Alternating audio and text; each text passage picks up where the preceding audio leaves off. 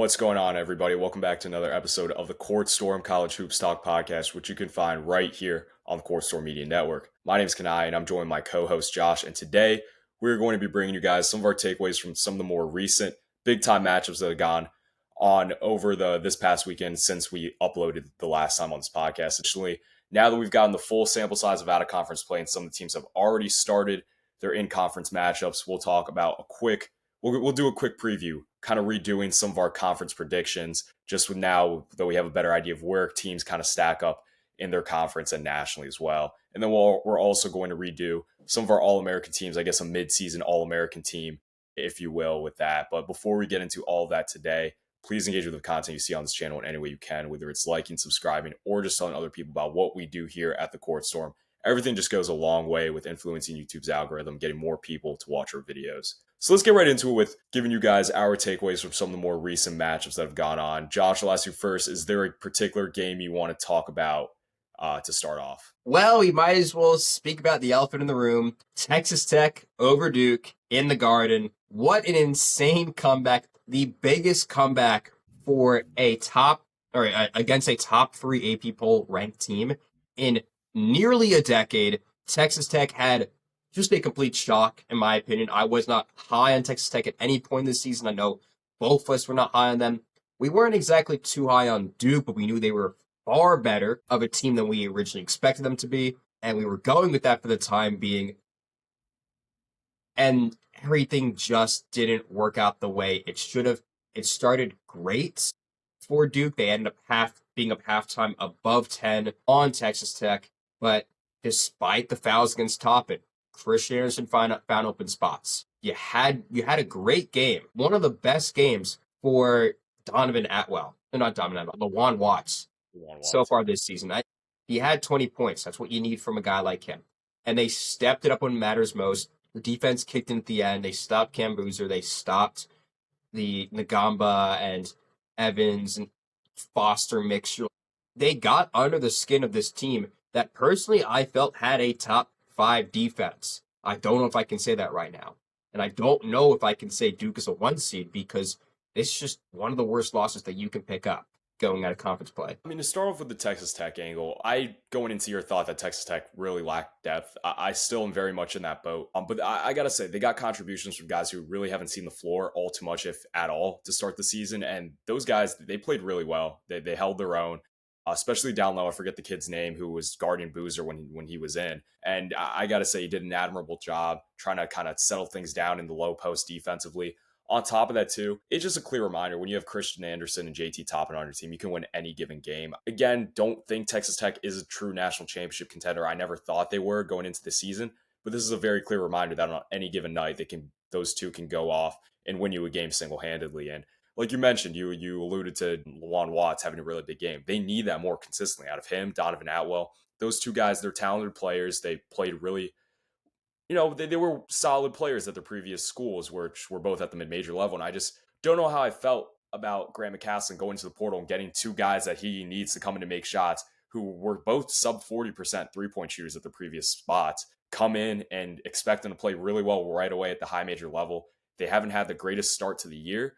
But now that they might be more adjusted, this could be a great starting point for continued success from both Lawan Watts, who obviously was better in this game than Atwell, and hopefully Atwell to kind of get his footing and kind of get on the right track here.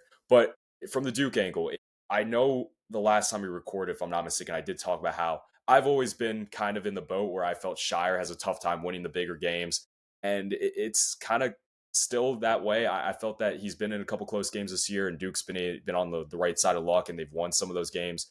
You think back to the huge comeback that Florida had against Duke at Cameron Indoor, and thankfully Duke was able, if you are a Blue Devils fan, Duke was able to come out with the win in that game thanks to a huge 3 from Isaiah Evans. And they went on the road to East Lansing and beat Michigan State thanks to a Caleb Foster game-sealing 3 as well. Now they've it's caught up to them just not being able to close out games and finish strong. Texas Tech came back from 17 points, like you mentioned, Josh, and it automatically reminds you of the Final Four last year where Houston had a huge comeback and was able to ultimately win that game.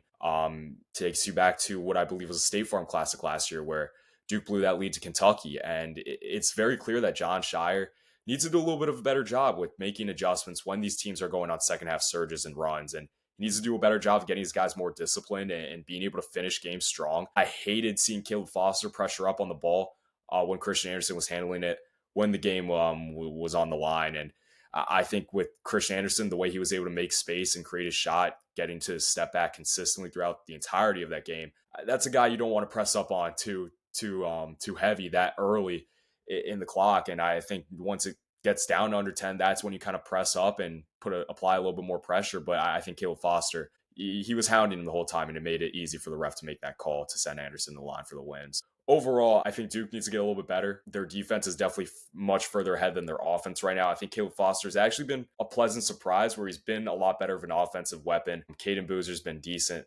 But I do think Caden forced some looks at times. Caleb Foster wasn't the greatest against Texas Tech as well. So I think once the offense gets on track, Duke will be fine. I'm not worried a lot if I'm a Blue Devils fan, but it is definitely slightly concerning seeing this be a recurring theme with this Blue Devils program, under John Shire, kind of consistently blowing these big leads and big games. I definitely agree. I actually like the point you made with the Houston game. It does give a lot of flashbacks to that Final Four team. And let's be real, dude. This Duke team reminds me so much of last year.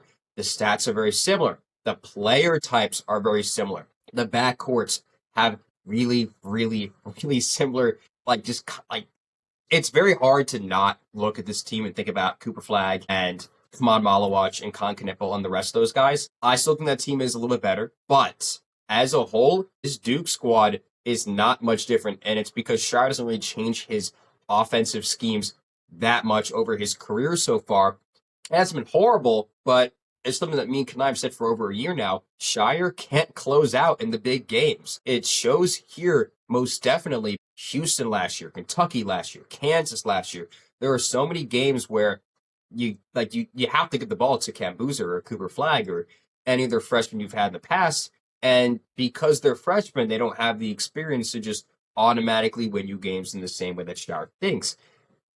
And I don't know if that's going to change things, because the way I'm thinking about things right now is going down the line, you have a huge game against Michigan randomly in Washington, D.C. later in the season. Michigan will likely be coming off of a loss against Purdue in Mackey.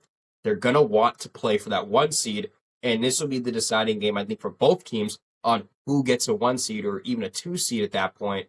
And I don't know if they're going to beat Michigan right now. I would have, you right. said last week, I would have said Duke wins that game, but now I'm in doubts because of what we saw with Texas Tech. And Michigan's a far taller team, and they have better experience. I think Lendenberger's game a matchup nightmare for Cam Boozer, for example. I just don't know if they can beat a team like that anymore. I think a big thing with Duke and their offensive struggles is a lot of the reason why these teams have came back against Duke. You think back to the Houston Final Four last year, think to this game against Texas Tech. They can't get anything going offensively. Shire, it just the sets they run, the actions, they're not working. And when that stuff happens, when everything breaks down, they both last year and this year, they don't really have a guard out on the perimeter that can kind of just break someone down and get to his spot, elevate, hit a shot, get to the rim, score, draw a foul, or create for someone else when the shot clock is running down. And I think they want Caleb Foster to do that. I think they need Caleb Foster to do that.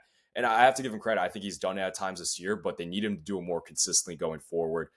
I think you're in a spot where it's a big ask to go make your freshman big man in Cameron Boozer, who, again, he's not really someone you want. I'm not saying he's not a good player. It's just that's positionally not what you want to ask, especially a freshman, to do when you have someone as big as Cam Boozer handling out on the perimeter. And they've done it twice now, both against Florida and Michigan State, where they put him in a ball screen action, just asked him to either take it to the basket or make the right read and get it out to a shooter, which is what he did both times. But I think they need someone like a Jaden Bradley, for example. I mean, Arizona, he's the best closer in the game right now, and his just ability to make tough shots and create when stuff breaks down. And I think they need someone to emerge as that. I think it's got to be Caleb Foster, and Duke will be fine if Caleb Foster can do that consistently going forward. But right now, I just don't think they have that dimension currently. Yeah, I definitely see your point.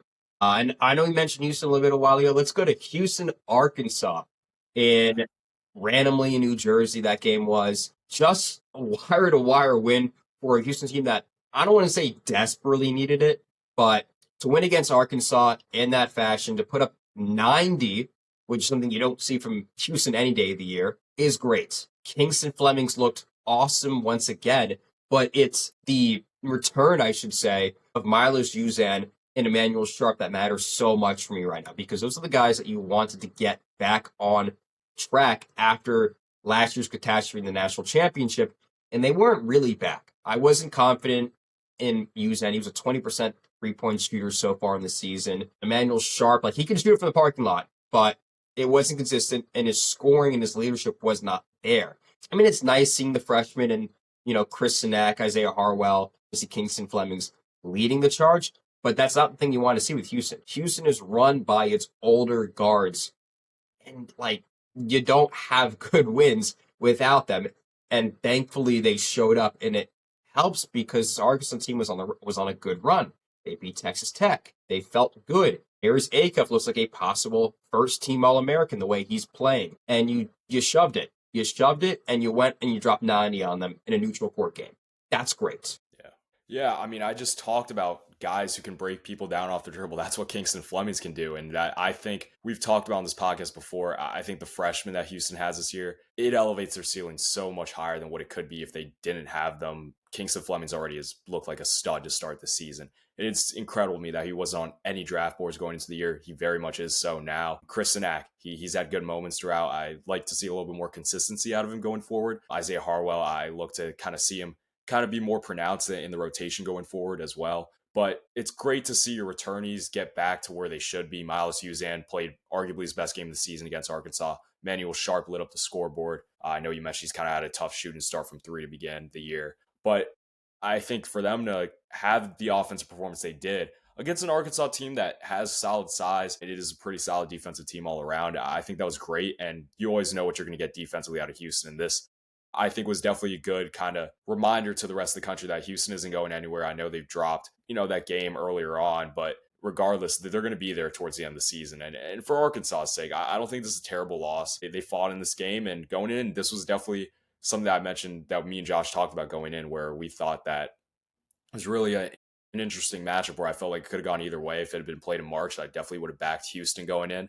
But I was almost leaning towards the Arkansas side here just because I felt like Darius Acuff, Malik Thomas, they've been off to a hot start. You mentioned Acuff's stellar play. Calipari came out and said that he thinks Darius Acuff is reminiscent of what do you call the taller Chris Paul, which is an interesting comp to make, but nonetheless, Acuff, he's looked the part. He can very much find himself on a first-team All-American team. If not, definitely he will probably end up being an All-American at the end of the season. And I'm not worried if I'm an Arkansas fan. They'll be fine once they get into the SEC. Houston's a tough team to match up against, especially when you do have two underclassmen kind of leading the charge between Malik and Acuff, and having to go up against that potent of a defense is definitely a tall task. No, I definitely agree with you. And there is so much to wonder about with where Arkansas goes going ahead from this game, because they have the SEC ahead of them, which feels like a conference they can win. Yeah. And they have the weapons, they have the coaching, they have, I would say, full reign to make a Final Four. But it's their lack of defense, and it's their wild, volatile nature that concerns me so much, because it's like Alabama. They're like a slightly more defensive, slightly less offensive Alabama. Like, they have the opportunity to run the court and to just use their freshman talents well, and they have older experience, the DJ Wagners and the Trevon Bazils and all those guys. But you saw it right there with Houston. The more experienced team with a better defense will win every single time against this team. And I'm worried about that because the ICC is not going to have a team like a Houston.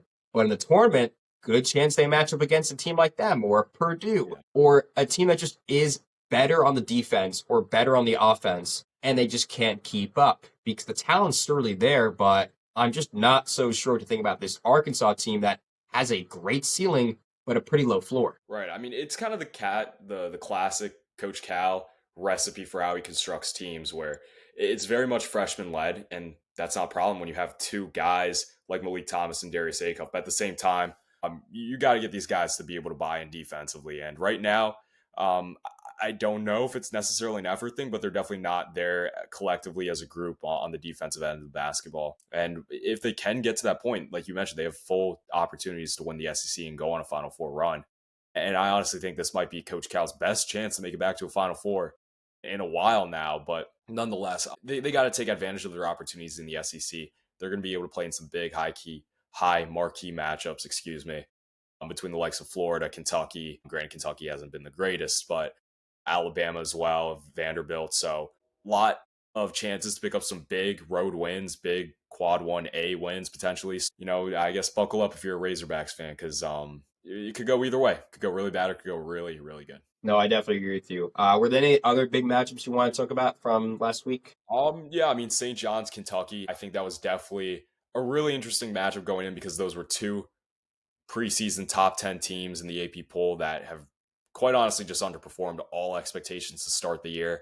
I was really curious to see how the game was going to go, considering that the return of Jaden Quaidance was going to be a huge factor. And he was a huge factor. I think he's a game changer for Kentucky. I really do. I think what he brings in terms of his talent on defensive end of the basketball is huge. He played with a lot of heart and effort. And that's something this Kentucky program has completely lacked this year. Mark Pope is just, it's almost like it's gone wrong in almost every way for the start of the Wildcat season, where you come in and you bring a roster that's worth $22 million and players who were stars at their previous schools.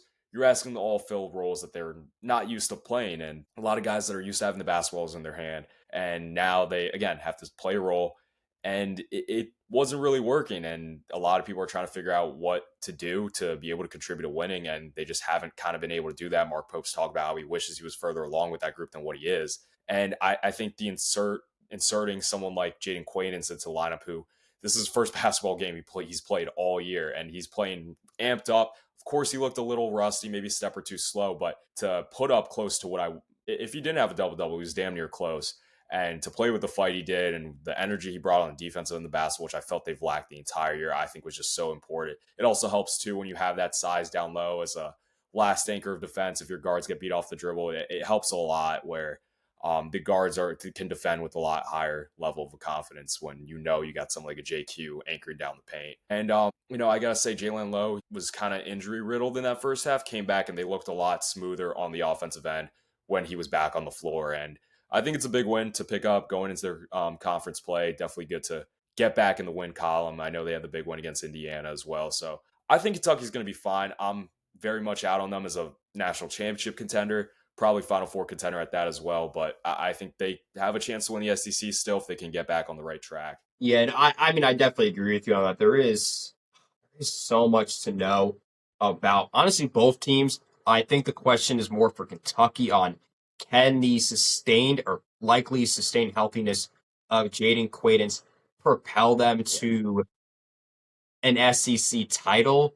It is in the possibility of things. I'm not going to say it will happen, but it definitely can. And then, for St. John's, it's just a bad look. This is a team that was supposed to be neck and neck with UConn for the Big East. I had them win the Big East. I highly regret my decision, and I don't know what to think about St. John's right now. Their losses are all good, but they can't win the big games that they need to win. And the Big East is not helpful for them. It's just not a good conference for them to win, and it will likely hurt them, especially if they start losing games to the Seton Halls and the Marquettes and the Georgetowns and other possible quad 2, even quad 3 losses that they could sustain. They can't have losses. They can only lose to a UConn, maybe to a Creighton once. So it kind of rises to the occasion here with where does St. John's go with a team that's as dysfunctional as it is right now and will likely end up not finding itself until maybe March at the earliest, because they have to run the table if they want to get a top 5 seed even, which I don't know if that's even possible right now. It's just not looking good. So I love the points you brought up regarding St. John's. I think there's a real conversation to be had about whether their wins in out of conference play are enough to, for them to really afford some bad losses in the Big East. And like you mentioned, the Big East has looked terrible to start the season in their out of conference scheduling. And they really can't afford to lose to any of the bottom teams in the league. They have to pick up the wins. They really do need to put a large level of importance on, at least at minimum, splitting with UConn, winning at home at the Garden against UConn. They got to go to, they got to pick up wins against Creighton. They got to beat Seton Hall. And again, I just think that the concerns that I had about St. John's in the preseason, just the lack of a true point guard, lack of, I think, identity offensively, and just kind of the lack of fight, which if you're going to play for Rick Pitino, you need to play with fight. And I just don't think that the St. John's team has to start the season. And they're lacking identity offensively, like I just mentioned. They don't have a true point guard. the sets that they run, just they don't look crisp the way they should. And defensively, I think they get beat a lot at times. I think they're sloppy in transition, and it's definitely it's been a little bit of a disaster if you're a Johnny's fan to start the year. I was telling Josh off recording that St. John's this year almost reminds me of UConn last year, where last year I think there was definitely concerns about the roster, but everyone was just kind of in the boat where they thought, all right, Dan Hurley's the coach, he'll figure it out. I was definitely in the boat where I felt, okay, Rick Pitino, doesn't have a point guard. He even admitted he lost. They missed out on trying to land 4 different point guards in the portal this past offseason. Without that, I thought maybe he was going to be able to figure it out. I felt back to the Russ Smith, Peyton Siva days at Louisville, where both those guys were neither really a true point guard, and he was able to get it done and win a natty there. I thought he could maybe do the same with St. John's, but right now it's just not looking that way. Yeah, it's just rough. And like for the Big East is horrible for them. They're not going to be able to get much wins there. So they're very limited, and it's a big problem for not just St. John's, but the Big East as a whole, which I think we'll definitely get around to later on in this podcast. I will say this. We should at least touch on the AP poll that has come out as of today's recording, which I do think is a, once again, very good reflection of how good each conference probably is and just how good our top 5 teams are, which off recording, I told Kanaye how just strong our 1 seeds are, and a good amount of our 2 seeds and 3 seeds even feel well ahead of the rest. Nothing has changed too much in the top 5 other than Duke dropping from 3 to 6. We still see a marketable improvement from Vanderbilt and Nebraska as time has only gone on. Texas Tech went up 4 to 15, and then Louisville dropped after their loss to Tennessee. Without Mikel Brown Jr., which has its own questions on his health going ahead, which is very concerning if Louisville wants to compete with Duke and Virginia in the ACC. And then we also saw marketable increases for Virginia, Georgia, and Iowa, who now made it into the poll for the first time in a few years, if I'm not wrong, actually. Yeah, I mean, like you talked about, the top of the poll, it's great. I think 1 through 15 is all pretty fair where they have those specific schools at. I think what me and Josh talked about off recording is that what I want to touch on here is just I think the bottom of the poll, I like seeing Georgia get some attention making the poll this week here at 23rd, and I think definitely they've had a great start to the season. They're definitely deserving to be on this list. Would have liked to see Utah State be on this list as well. They're really killing. They look like the clear favorite to win the Mountain West right now. I could definitely see them getting in the tournament with an at-large bid. One of the others receiving votes, I think Kentucky could have gotten in the poll this week with the win over St. John's, following their win over Indiana. And I think Seton Hall, there's a real conversation to be had here where Seton Hall might be legit this year in the Big East and could be one of the 2, at most 3 teams that get into the NCAA tournament out of the Big East this year. So very curious to see how the Pirates end up playing. And then I think others receiving votes, I would like to see Belmont receive some more votes. I think they've had an amazing start to their season. 1 loss, if any, I forget off the top of my head. And then, Miami, Ohio, Josh pointed out to me, I think it's good to see them receiving votes. Arizona State probably shouldn't be. They've really not looked great at all under Bobby Hurley's start this year. And, UCLA, they've been receiving votes, but I don't know if they're really at a point where they should be currently right now where it stands. Yeah, I definitely see your point on that. I think another thing we said about off camera is how good the main majors have been. Miami, Ohio is undefeated.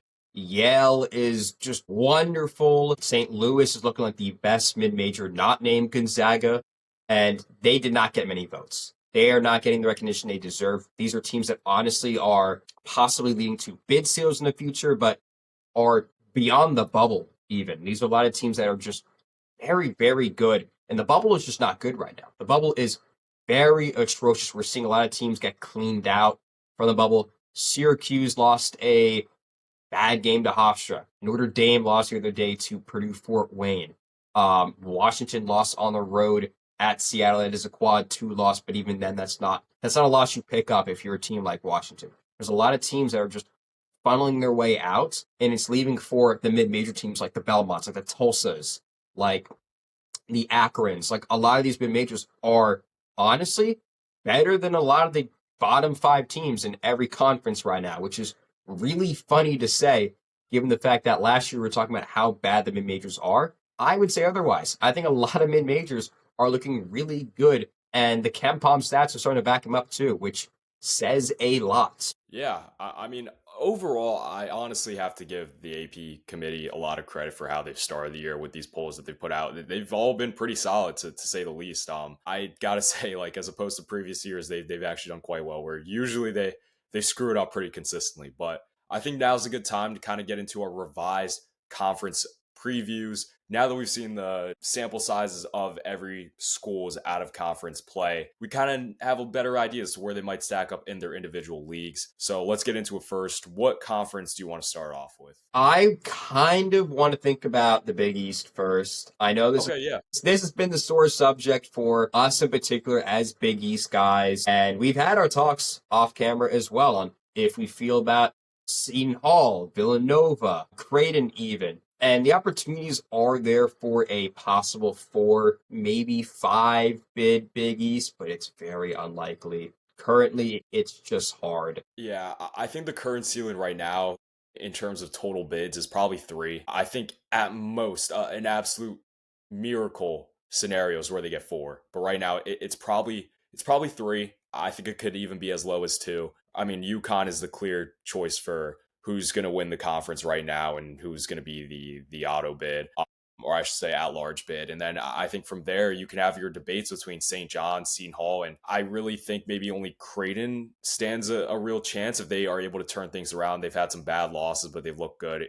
to start league play. I think that they've won both their Big East games by an average margin of like close to 20 points. So listen, with Creighton, it was definitely something I think I knew was going to take time. Greg McDermott's never been in a situation where he's had to completely flip his roster over and have new people and new spots completely comprised of the transfer portal guys like Josh Dix, Owen Freeman, Blake Harper. I forget the other guy's name off the top of my head. But regardless, you don't have Kalkbrenner manning your paint down low anymore. So it's an adjustment. And I think that's what we saw to start Creighton's year. So if they can get back on track, they could make the tournament. St. John's, I still very much view as the second best team in this league this year. I think Seton Hall looks good, and I definitely think they have full opportunity to make the tournament. But I just, to be fair, I don't think they've played many great teams to start. They did pick up a nice win on the road at the Dunk in Providence, Rhode Island. But let's just call it for what it is. Providence has been one of the biggest letdowns for both me and Josh. That was a team that we believed in so much going into the season. They've just really been disappointing, man.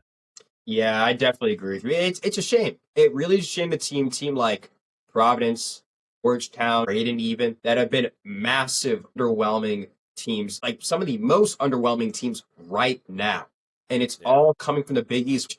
As we mentioned off camera as well, there's a chance Ed Cooley and Kim English and Greg McDermott all go next year. There could be a massive change up in the Big East, which is just not good in a time of talks about conference realignment. And a lot of the top teams in the Big East, namely UConn, being in talks about being poached to other conferences, it could lead to a horrible domino effect, which is just nothing you want to see. I think what hurts the most when talking about the Big East and how they've struggled so much is just, I think a lot of it is so self-inflicted by these programs where St. John's, they don't recruit a true point guard out of the transfer portal. Shaka Smart doesn't even touch the transfer portal, where you lose Cam Jones.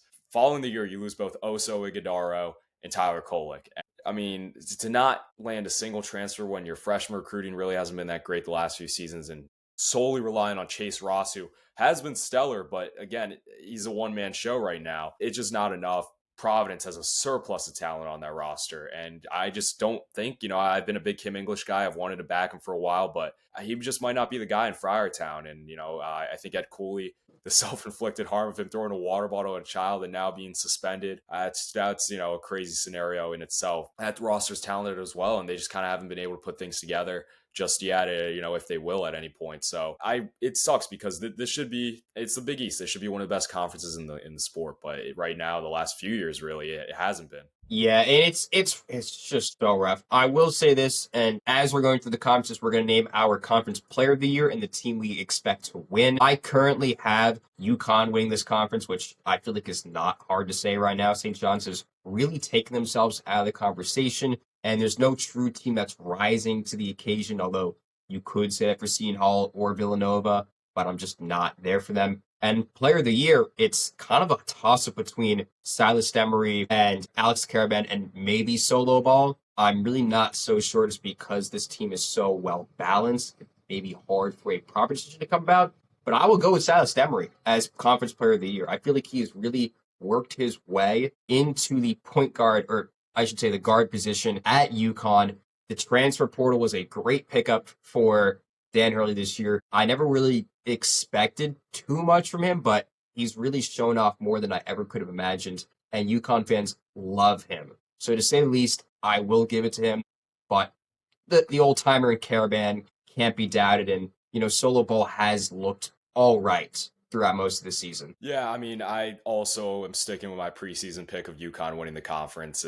Again, they very clearly look like the best team to start the year in the league. For Conference Player of the Year, I would think if UConn is able to dominate through Big East play, then they probably give it to whoever performs the best in league play out of the players on UConn. So, I mean, again, have your pick of Silas, who might have a little bit of an edge just because I feel like it's been very much advertised in the media covering the sport how much of a factor he was in transforming the UConn defensive identity from last year this year. And I mean, there's full opportunity for Solo Ball, who shot the lights out in Big East play last year to win it. Alex Caravan, of course, he's always a threat to win that award too. Terrace Reed. But I'm not saying they're going to win it, but I want to shed some light on two other guys, both from the same school, Finley Bizjack and Michael Ajayi. I think they could both potentially be threats to win Big East Player of the Year. Again, we don't know how competitive Butler is going to be in the conference this year. But I think both those guys have played really well to start the year. Michael Ajayi is a double-double threat every time he steps on the floor. And Finley Bizjack, he's already had some big scoring nights in the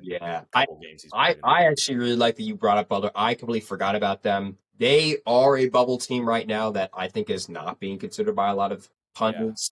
Yeah. And for the record, Michael Ajayi nearly had a 2020 game I think in his last game.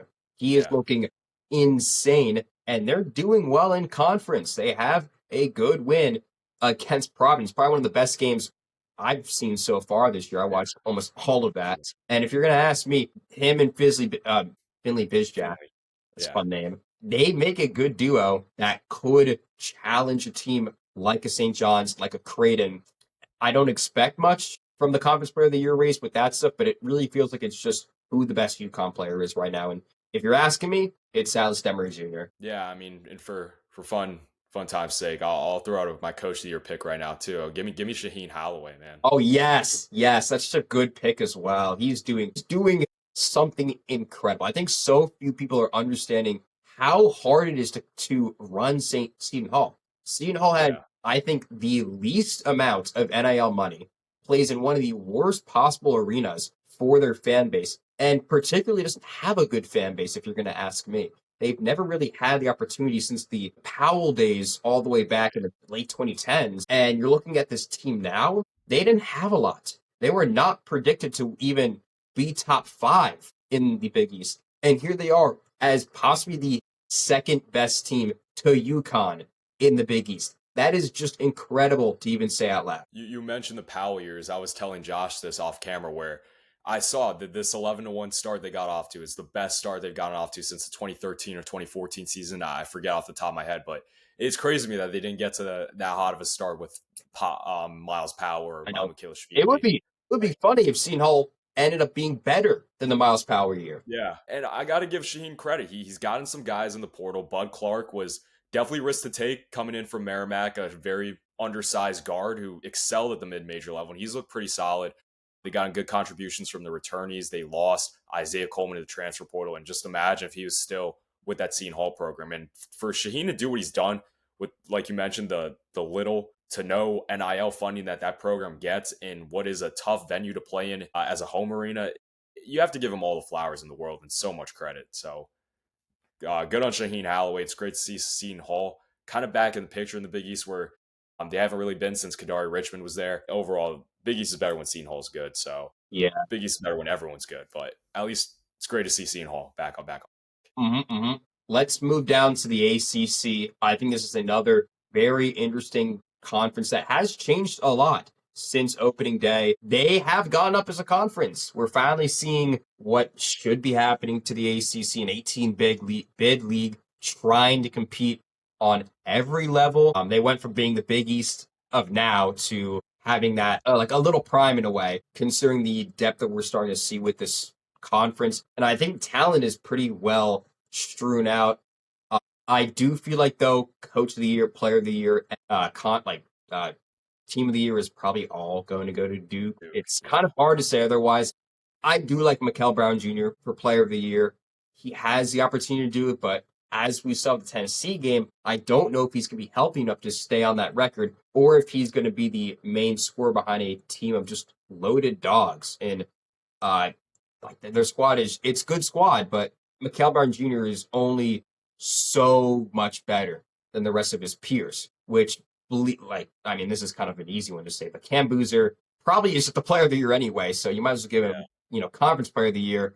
I would probably give a good extent of a picture for Louisville or Virginia. They're kind of dark horses in my mind, but Duke definitely wins the conference. And then while I do want to give it to John Shire, and I might do it right now, part of me really does believe you got to give it to Virginia, maybe Virginia Tech if they really, really show up in conference play. I almost want to even consider giving it to Hubert Davis. If North Carolina plays themselves into winning the ACC, which is not even close to being out of the options, like he really could do that, I would give Hubert Davis the award because he's shown a lot of strength and has convinced so many people that North Carolina is the legitimate team to win it. And Caleb Wilson, I kind of forgot about him in this metric as well. He could also possibly win player of the year, but it's kind of like Mikel Brown Jr., like Steph Trimble's also there.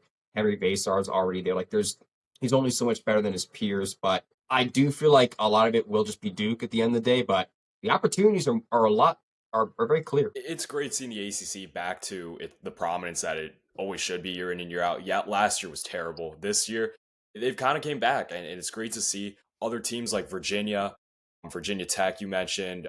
Cal's looked good in their out of conference Yeah, scheduling. Cal's look good. Yeah. Miami, I think Miami is going to surprise a lot of people this year. I'm honestly really happy. One of my hot takes going into this season was that one of Virginia or Notre Dame was going to make the second weekend.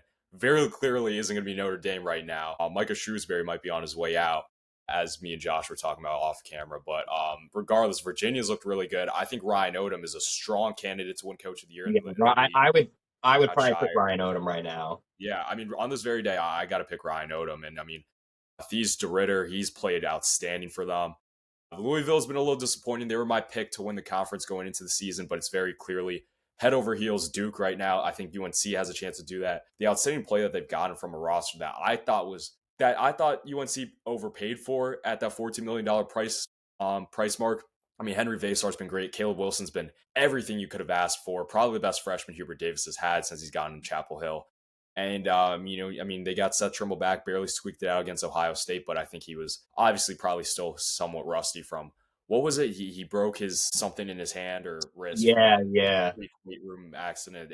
Crazy, but nonetheless, once he gets back and fully acclimated to playing basketball where he's missed some time at UNC is going to be good. I honestly think they might split in the series between Duke. I think there's a real world where that happens, but Duke's probably might win the conference right now. There's a good chance Shire wins it too if Duke runs through the league like they did last year. But right now, I'll pick Ryan Odom for the sake of not choosing the front runner. I think overall, I think there's a good chance that this league could see a good amount of bids. I think there's a world where they get 7 to 8, maybe that might be pushing it slightly.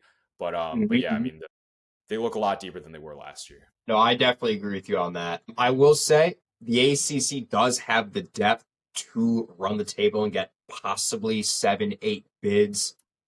This is just more of like a general profile of the conference. And I do feel like you could see a national champion in this conference outside of Duke. That might be a lot to ask for, and it likely will not happen because I'm just not confident on North Carolina, and I'm definitely not confident on Louisville right now. But there are some teams in the ACC that can go deep in this year's March Madness, and I'm very happy to say that out loud.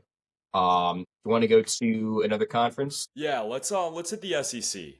The SEC, I think, has definitely been very disappointing. I think to start the year with just the top of the conference, I think both me and Josh going into the year felt the SEC was going to be the best head-to-toe league in the the country once again as they were last year, where they broke the record for most teams to get into the tournament from one single league. And this year, it's not going to happen. Nonetheless, though, I do still think it is a fairly deep conference. The top of the league just isn't as good as we thought they were going to be. Florida and Kentucky have, in a way, been disappointing. I think Kentucky more so. Florida's just lost some heartbreakers against really good teams like Duke and UConn, as well as Arizona on opening night. I think Florida is probably still my pick to win the conference as it was going into the year. I understand Alabama's probably the front runner right now, but I think Florida's a better balanced team, and I think that once Xavier Lee and Boogie Flan, which by the way, Xavier Lee looks like he might have begun to figure some things out on the court. Once those two guys, they're going to get going at some point. I think Todd Golden's too good of a coach, and he puts his players in the right positions to succeed. It's just a matter of Boogie and Xavier hitting their shots, which they're getting to their spots. They just got to knock down those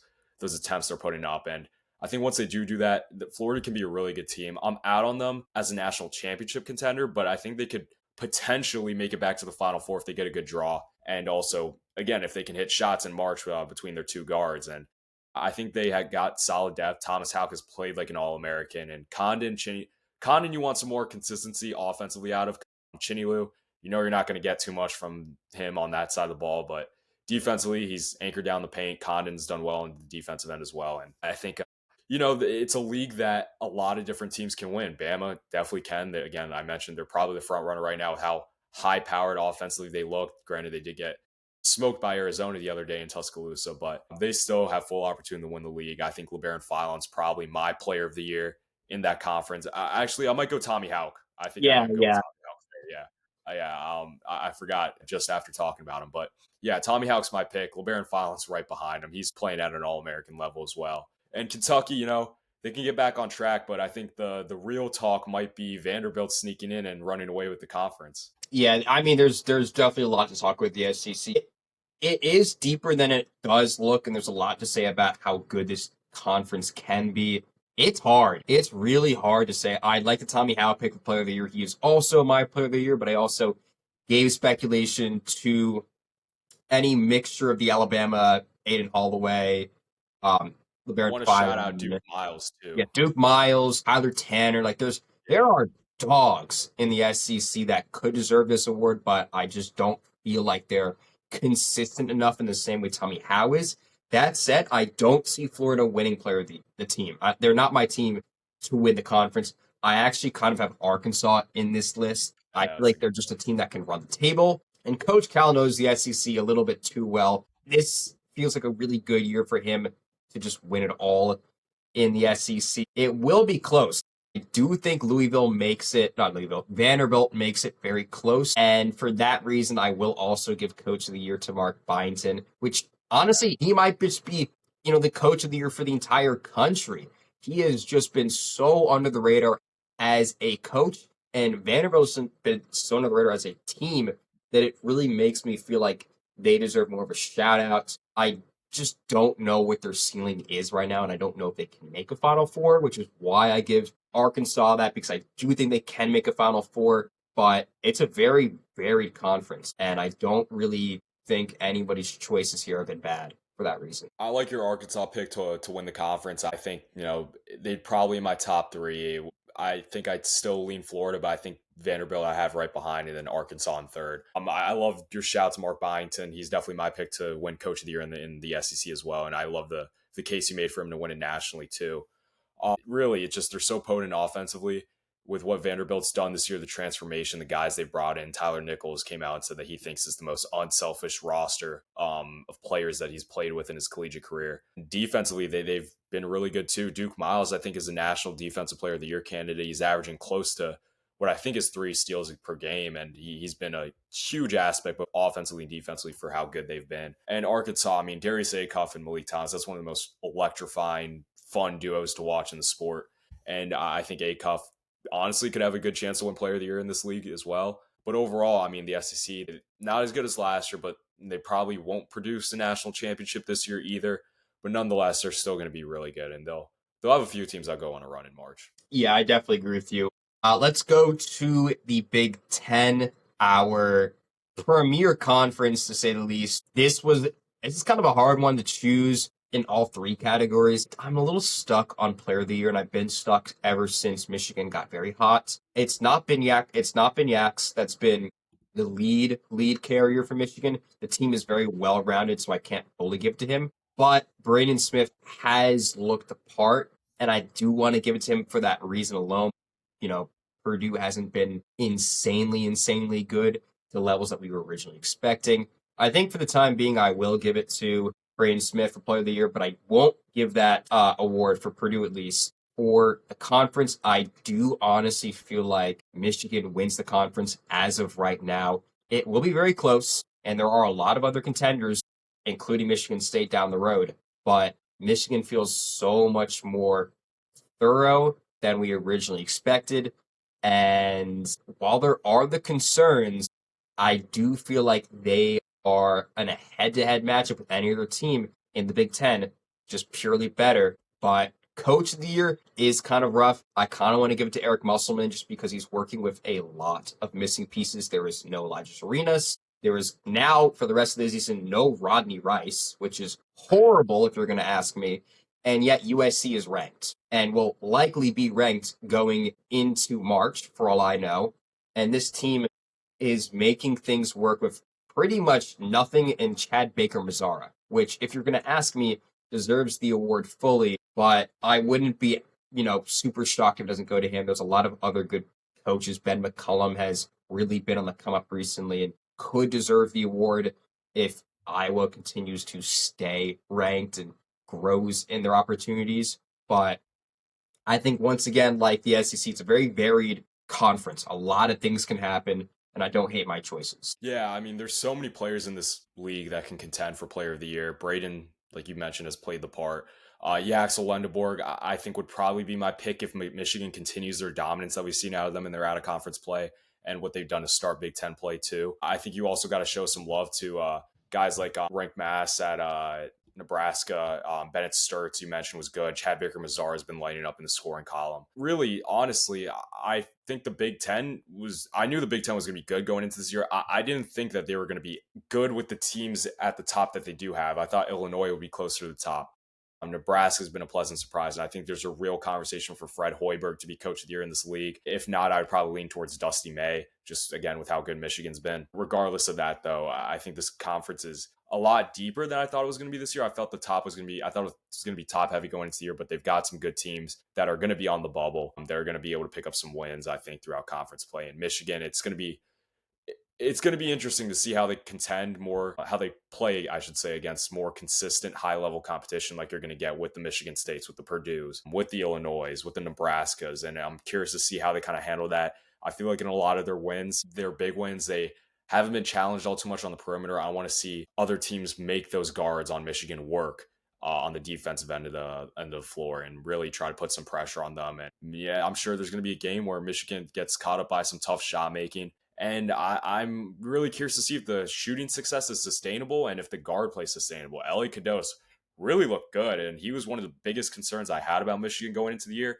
He's honestly quieted those concerns for the time being. So if he can keep that up, then Michigan's in a really good spot to both win the Big Ten and win a national championship. No, I definitely agree with you. And there are a lot of arguments to make for and against Michigan amongst their players, their coaches, their teams. And it's a very hard question to ask because we're still, on the fence per se on how we view Michigan as a national championship contending team. I mentioned earlier today that they would probably beat Duke as opposed to last week when they would, and that might be more on Duke than anything else. But if Michigan State keeps it up, they could really challenge anybody. I just don't know how many teams they could beat right now. I feel like Arizona would beat them. I feel like Houston would beat them. I feel like in a rematch with Gonzaga, it probably would get a lot closer, and there's a good chance that Gonzaga would understand how to beat them. But they'd probably beat an Iowa State, for example. So there's definitely levels to where they could be as a 1 seed or a 2 seed. But I'm very unsure with this team. They do need the conference play to get me into a position of finding the truth, per se, on if the Wolverines can win it all. Yeah. Now let's get on to the Big 12 to cap off our conference previews. Big 12 definitely look like one of the best conferences in the country to start off. Arizona, of course, is the number 1 team in the nation right now. Houston is not too far behind. BYU's up there as well. What are you feeling about the Big 12 going in? Honestly, these are all really hard, unfortunately, but the Big 12 Yeah. is probably the hardest one, especially for who wins the conference. I'm going to start with Player of the Year, Debansa. That should be open. That should be clear. I feel like everyone can say that Debansa is one of the best freshmen that we've ever seen in the Big 12, and he is making his name so well known. He wins that one pretty easily. Coach of the Year is also a tough one. I would consider it for a lot of different coaches. I like Tommy Lloyd. He has looked on par with any good coach right now, and this might be Arizona's season. This might turn back all the hate and all the problems that we've ever seen with Tommy Lloyd's system in the past 5 years, which has just not been good, if you're going to ask me. And I almost want to give it to him outright for that reason.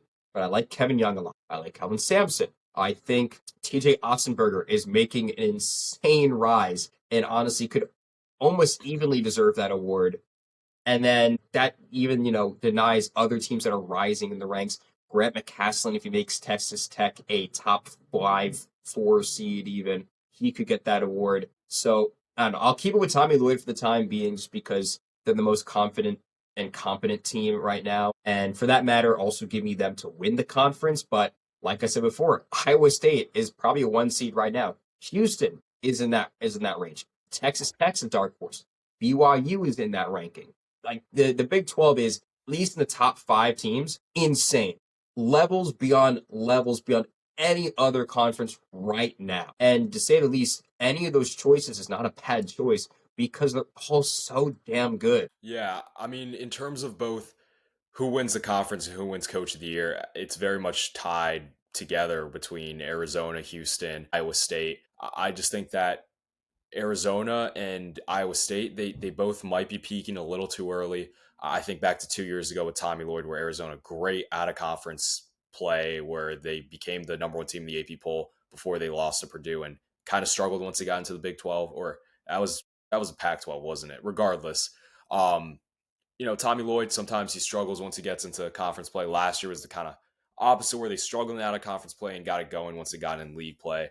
And then Iowa State last year, kind of same deal, where they look good in out of conference play, but once they hit the Big 12, that's when they kind of hit a roadblock after Caleb Love sunk that 3/4 court shot to beat them and send the game to OT. But regardless, I worry if those two programs are peaking a little early, but I could very much see both those teams winning the league and going to the Final Four or potentially winning a national championship. I think my coach of the year pick right now is probably between Tommy Lloyd and TJ Otzelberger. I think there's a real world where Houston just rolls through the conference, just because I feel like Houston has the highest ceiling of any team in this league, where again, the freshman elevates the ceiling of Houston so far ahead of, I think, some of the other teams in the conference. And there's a world where Kelvin Sampson takes that honor home. Player of the year, like you said, I'd probably also have DeBonce. I think there's a world where Milan Momcilovic wins it. Outside of him, maybe you give a shout to Kingston Flemings at Houston. Maybe you give a shout to Jaden Bradley or Koa Pete with Arizona, but it's probably DeBonce right now. I think he's the clear favorite, and he probably will end up winning. I don't see his level of play slowing down anytime soon. Yeah, 100%. And I really like the Big 12. This Big 12 reminds me so much of last year's SEC. You Yeah, had a ton of trap games, a ton of ranked matches on every single night. I will be tuning into the Big 12 every single day if I can over the next 3 months. And it's going to be great. I really think it's going to keep college basketball afloat with its top matchups. And I think there's so much to wonder about with this conference because there's nothing set in stone right now. I really feel like any of these top 5 teams can make a run for it and can push it down. There's questions, Is Darren Peterson going to play the full season? Are we going to see Kansas, therefore, rise to the top or crumble beneath? Can Iowa State keep themselves afloat with the success that they've been given? When does Arizona lose a game? When does Houston lose a game? When does BYU lose a game? That right. like how many road wins can these guys stack? Because I feel like a road win against any of these top 5 squads is probably the best possible win you could even Yeah. imagine. Like there might not be a better win than a win at If Fog you if you're on the bubble, you take down one of these teams, might be enough to get you in the A dance. 100%. If you're like Arizona State, Right. um, A like Baylor. the Baylor, Not Texas in the SEC, in Oklahoma State. If you win Yeah, a Oklahoma game State. against an Iowa State, a Houston, you're in the tournament. You're Right. That's a quad 1A win. And that is insane to even say aloud because you don't get that very often with Yeah. conferences being so top heavy. But this is top heavy on top heavy. There are some of the best teams in the country just sitting around playing each other. You can't. Yeah, but I think that overall takes care of what we had for our conference preview. To get onto our next segment, we're going to revise our first team All American teams that we have right now. You could call us your midseason first team All Americans. I'll turn it to you first if you want to give year five. My top five, actually, give me just a second. I want to check my list. But if I'm Yeah. not wrong, I have Cam Boozer, Braden Smith, Yaxel Lendenborg, JT Toppin, and Jaden Bradley. Yeah, my list isn't too different from yours. I had every player except for JT Top, and I have Thomas Hauk slotted in. I'm going with a three big first team All American list. I guess I'll start with my reasoning. Jaden Bradley, I think, has been the best closer, best tough shot maker in the sport to start the year. What he's done in really just being one of the main factors, if not the biggest factor in Arizona being the best team in the country right now. You can't speak enough to what he's done for that program. And just to hear him like how he wasn't on a Big 12 preseason all conference team and really generated little to no hype in the media going into this year. When you knew he was going to have a lot more on his shoulders following the departure of Caleb Love, I think that was just ridiculous for a lot more people not to put more respect on his name going into the year. Braden Smith is, again, probably going to be up there for the Bob Cousy at the end of the season. He's on pace to break the all-time assist record set by Bobby Hurley at Duke back in the 90s, and he will more than likely be on this first team All-American squad at the end of the season. Yaxel Lendeborg, I think he's been a huge part of why Michigan looks like arguably the best team in the country right now.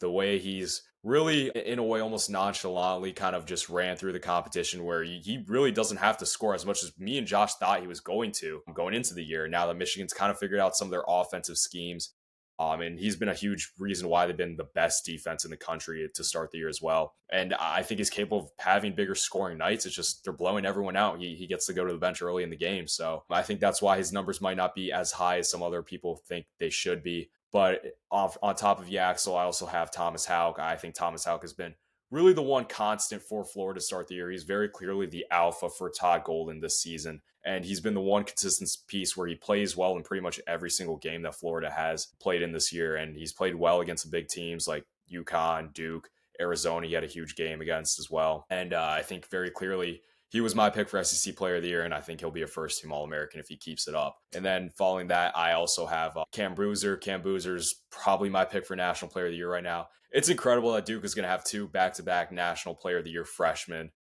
Cam Boozer's been every bit you could have asked him to be. He might honestly be a better college player than Cooper Flagg. And I hate the narrative that Cam Boozer is going to translate to the NBA. He's played well against the bigger teams. He played really well against Texas Tech. Not great during that stretch where T-Tech came back, but still put up big numbers in that game as well. And I think Cam Boozer is definitely worth taking with the number one pick in the draft. I don't know that he will go number one, but nonetheless, he's been.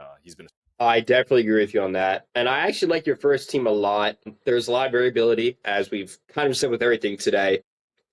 You know, everyone kind of has their thing. I'm actually really interested as to why you don't have JT Toppin in your first team. I really feel like he is still on that level, but it's definitely an up to you type of thing. I have a pretty good second team as well. I have Silas Demery, Joshua Jefferson, Milamom Chilovich. I'm doubling up on the Iowa State guys. I feel like they're very similar in their talents and should stick on that list. AJ Debansa, and then Tommy Howe.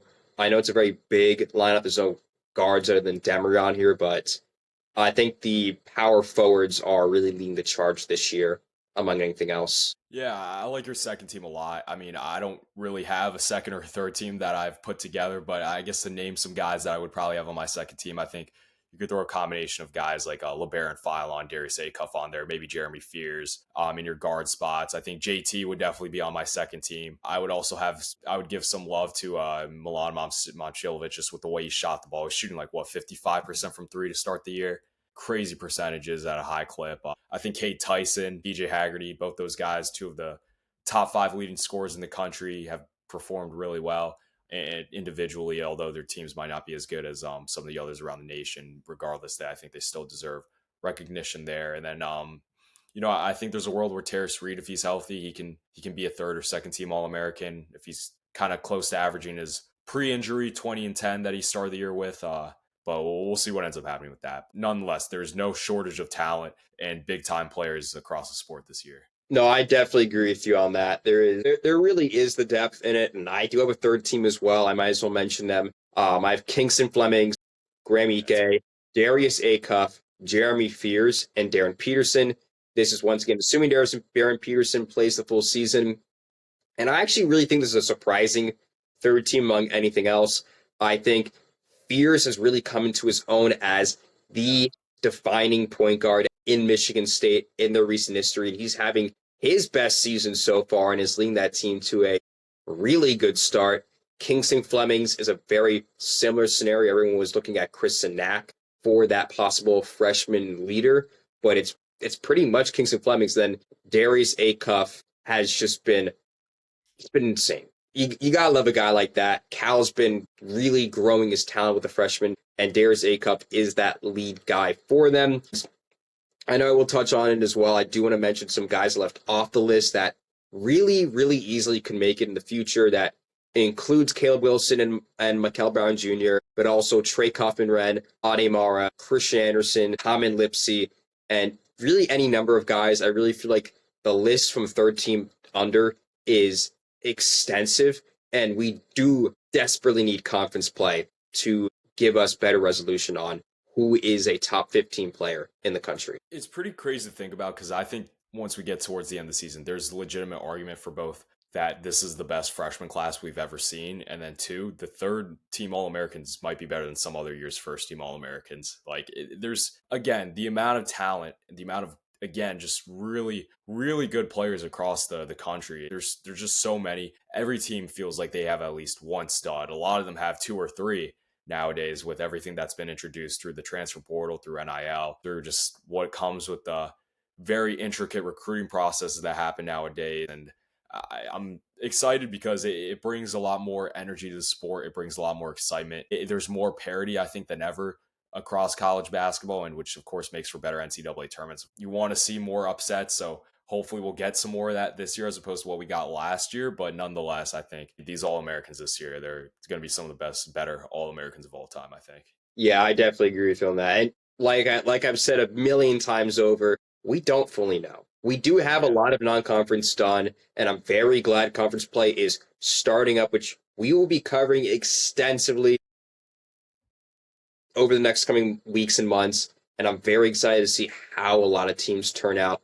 But right now, we just don't know. We just don't know what could happen.